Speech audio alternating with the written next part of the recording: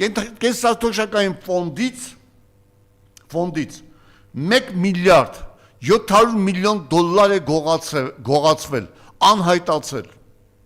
Ինչ եք մտածում այդ մասին։ Ես բերեմ պետական տվյալները, որպեսզի որևէ մեկը ինչ չկասկածի,